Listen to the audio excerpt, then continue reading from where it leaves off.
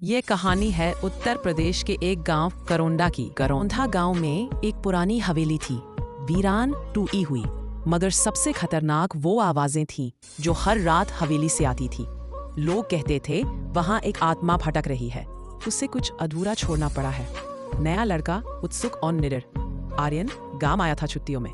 जब उसने हवेली की बातें सुनी, उसने हंसते हुए कहा, मैं कल जाऊंगा उस हवेली में और सच्चाई लेकर लौटूंगा।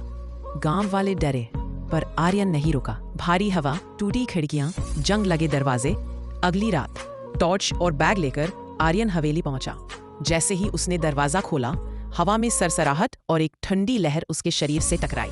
दरवाजा अपने आप बंद हो गया और हवेली में गूंजी एक धीमी सी फुसफुसाहट। मुक्ति। कमरे में धूल, लकड़ी का पुराना संदूक। आर्यन ऊपर की मंजिल पर पहुंचा। वहां एक पुराना संदूक रखा था। उसने जैसे ही उसे खोला, उसमें एक पुरानी किताब मिली जिसके ऊपर लिखा था मुक्ति वेद और नीचे लिखा था, इसे सिर्फ वह पढ़ सकता है जिसके दिल में डर नहीं और मन में दया हो।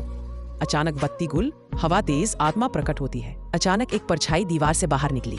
सफेद लिबास, लाल जलती आंखें और दर्द से कांपती आवाज, तू भी मुझे तड़पाने आया है? मुझे चैन दो। आर्यन डर गया, लेकिन किताब को जोर से पकड़े खड़ा रहा। आर्यन ने वेद के अंदर लिखा एक श्लोक पढ़ा।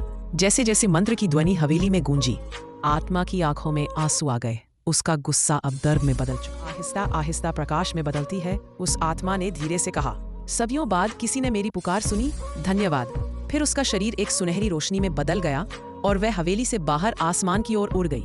हवेली में पहली बार शांति थी। सुबह पक्षियों की चहचहाहट, गांव वाले इकट्ठा। अगले दिन गांव वाले हैरान थे, हवेली अब शांत थी। आर्यन ने मुक्ति वेद गांव के मंदिर में रखवा दी और कहा, हर आत्मा राक्षस नहीं होती, कुछ बस सुनी जाने की चाह में भटकती है। भूत वही होता है जिसकी बात कोई नहीं सुनता, और मुक्ति वही होती है जब कोई सुन ले।